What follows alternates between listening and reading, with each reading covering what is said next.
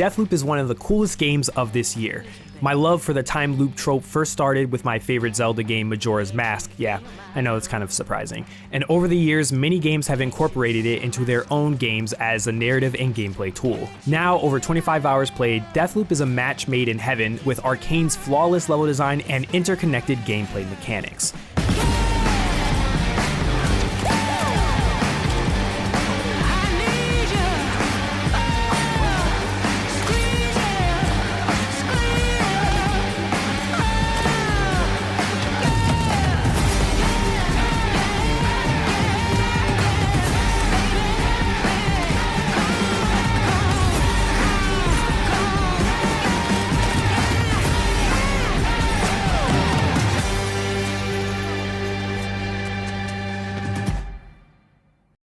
You play as Colt, a bombastic gun-for-hire assassin who's stuck in a time loop of a single day. What starts as the age-old plot convenience of amnesia evolves into a magical neverland where everyone is having a blast. Well, except for you. Deathloop tends to start on the side of overwhelming in the first couple of hours, and this first impression may have some tap out. But for those who buckle up and get past its tutorial segment, they will be rewarded with a thrill ride all the way through the end of this amusement park. Now that I think about it, that's actually what I would describe Deathloop as, a sort of gaming amusement park that is self-aware. Everyone on this island is aware that they're living a Groundhog Day, and it's for that reason every aspect of this game feels turned up to 11.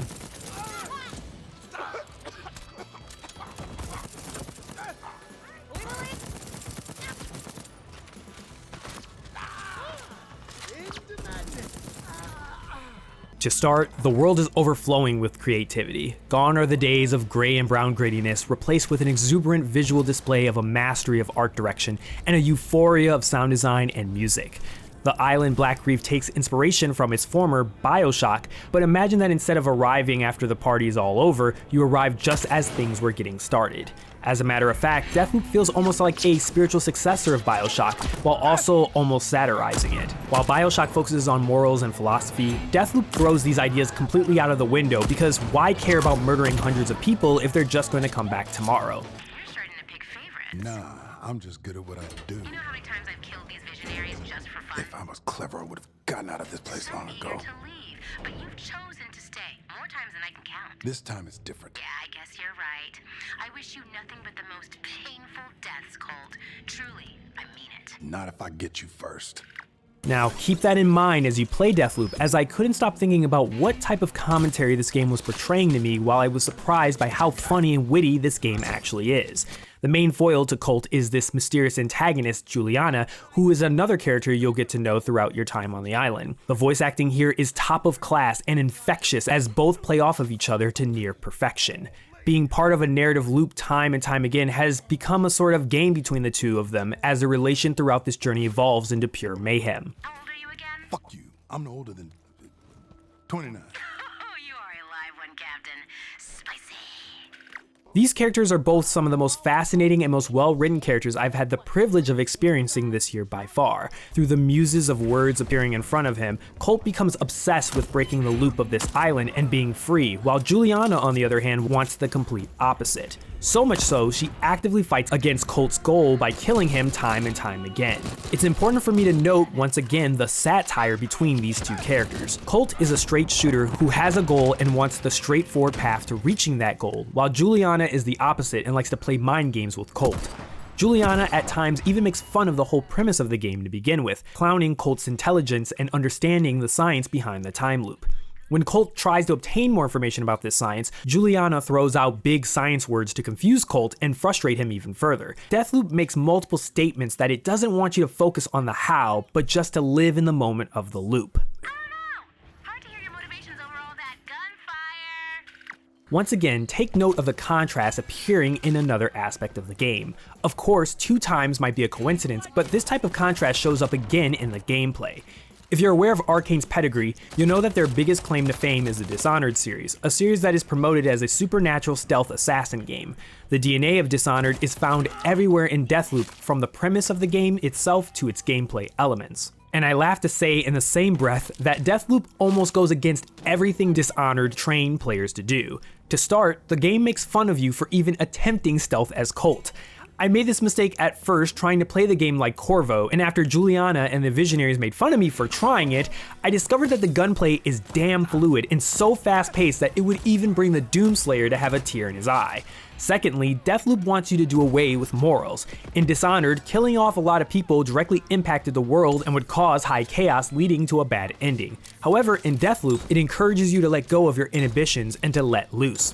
There's no punishment for taking someone's life in this game. As a matter of fact, I think even the different endings make a point of this. This time around, you aren't stuck to just your assassin blade of choice, but instead are welcome to a whole arsenal of guns. While the gun selection is pretty standard to what you would expect, one gun for every major gun archetype, an SMG, a hand cannon, a pistol, a sniper rifle, a shotgun, an LMG, there is variation within the game. Through the usage of RPG elements like rarity and perks, each gun comes with its own selection of perks that can change the behavior of the weapon, and on top of that come with perk slots which can be equipped with trinkets that add even more diversity. These changes can change up a lot of the properties of the weapon, like increasing its fire rate, speeding up ADS, and increasing the weapon's damage consistency regardless of range.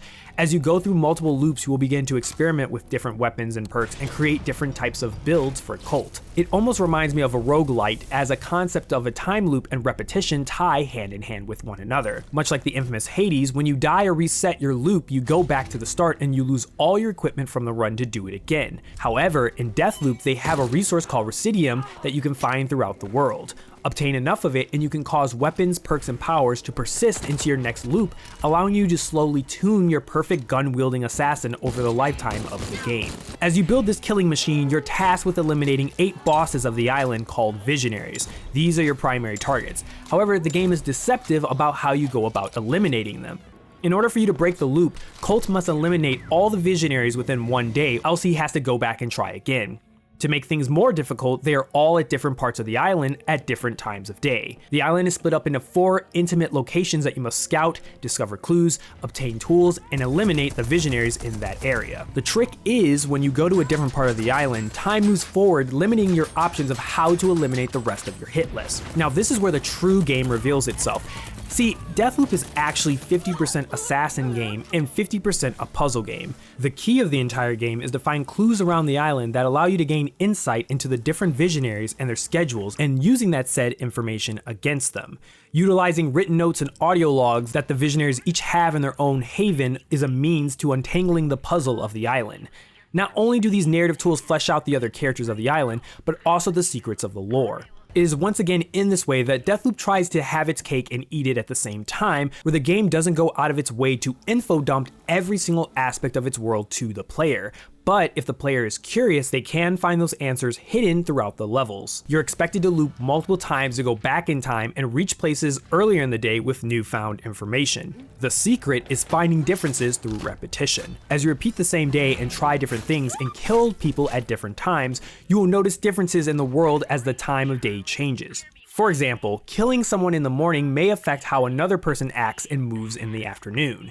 This attention to detail and the way that the world reacts to Colt is truly masterful, and it should be praised. I, however, do have one big criticism about this system, and it's that there's only one true path. Now, before I explain further, I want to point out that executing on this concept is already very difficult to do for a game, and for Arcane to even execute this well is worthy of praise. However, it is kind of disappointing to find that after solving the puzzle, there's really only one solution to it. While the rest of the game shines and encourages players to repeat and experiment with different ways of killing your targets, the actual puzzle process is very linear. Hopefully that makes sense since I am holding back spoilers, but I would love to see a sequel or DLC of Deathloop where they could expand on the puzzle system and allow us to paint our own puzzle canvases, because as it stands right now, the game has strict pieces that must be placed at the perfect time, else the whole illusion falls apart. Again, let me point out that this criticism shouldn't make you think any less of the game. For your first playthrough, it will be a struggle initially, but the game does this to make you earn the detective's hat, and once you find every piece and fit it all together, it feels amazing to play through that final loop. I also want to take a moment to point out something that I feel a lot of people are failing to consider in regards to Deathloop. On top of everything that I've laid out here, all these complex systems and mechanics running, Deathloop is actually a multiplayer game. Now, I'm sure like many of you, I've heard the criticism that Deathloop is more limited than Dishonored was, and I agree up to a point, and I don't think many of these people making that point considered these design decisions were with multiplayer in mind. In Deathloop, one of the more unique aspects of this game is the inclusion of an invasion mode where other players can drop into your game and interrupt your session. Think of it similar to Dark Souls' invasion system, but I would personally say it reminds me a lot more of the old Assassin's Creed multiplayer mode, which was very underrated in my opinion. This mechanic alone adds a whole new layer of depth to the game, and if you look at every aspect of Deathloop, it makes perfect sense. For example, take a look at some of the level design for each of the areas. The reason why these maps are not as big and vast as something like the Clock Tower Mansion in Dishonored 2 is because of the multiplayer. The maps almost have a similar multiplayer lane design you would find in a multiplayer map of Call of Duty, with a left side of the map, a center side, and a right side with flank routes in between. This, along with the chosen powers you have access to, are used in ways for both players to reach any side of the map with speed to confront the other player. This also ties into criticism of the AI. While some have expressed that the AI difficulty isn't hard or they don't seem that hyper vigilant, I would actually argue that that makes perfect sense. Not only narrative speaking does it make sense that the AI, the internalists, are not hyper-vigilant gunslingers, but instead drunken partiers without a care for the world. On top of that, in the context of multiplayer, the AI themselves become a tool for hunting down Colt. You may even think of them as minions, another tool in the game that both players can utilize. The reuse of Dishonored's powers may be tied to this multiplayer philosophy. However, I am willing to criticize that too many of the powers are directly a copy and paste of the previous game. While new players who have never played Dishonored before may find them to be a blast, I'm certain that veterans may find a little bit of fatigue with the reuse of Blink and Domino. On top of that, the powers that are new don't really feel as creative as the rest of the world. It really feels like a lost opportunity to build such an amazing and unique world and not create some unique powers to go along with it. But hey, no need to fix what isn't broken, I guess. At least each of the powers called slabs have modifiers which can alter the behaviors of them to make them feel a little bit more refreshing. Now, as a game designer myself, I find these decisions to be intentional to ensure a balance between two players. I would highly recommend not being afraid of allowing real players to invade your game. I know it seems destructive at first, but I actually found the difficulty in the game through the unexpected.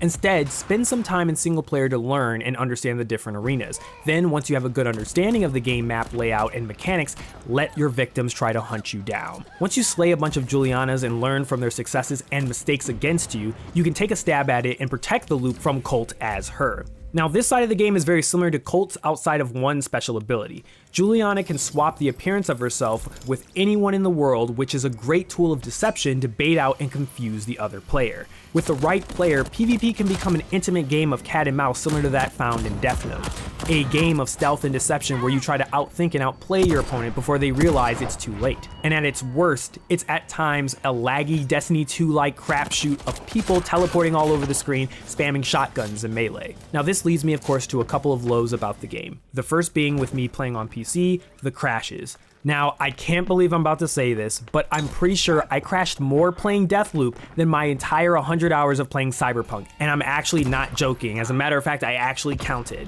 The worst part about this is that these crashes only happen when very important things are triggered, like for example, sniping a visionary to kill them, sniping an enemy Juliana and crashing, or completing all types of different objectives that cause a void engine error and the game to freeze. It would be one thing if these were just random, but it happens on these crucial parts of the game that can really kill the momentum of a session, especially due to the game only having autosave, which makes sense for this type of game. Rebooting the game sends you right back to the start of the area, meaning you have to redo everything again like a kick of blue balls. Now, this is really my only major issue about the game that objectively needs to be fixed. There are reports of performance issues with Deathloop, but I highly recommend watching Digital Foundry on that point, and I agree with their assessment that Deathloop is actually not unoptimized, as I've had no issues with performance at all on PC with both my 3070 and my 3090. Again, if you have a weaker card, I would recommend doing some of the recommendations from the Digital Foundry video. But even at its lowest lows, I can't help but smile at what Arcane has created. In a world where the word immersive sim seems like that of a bygone age,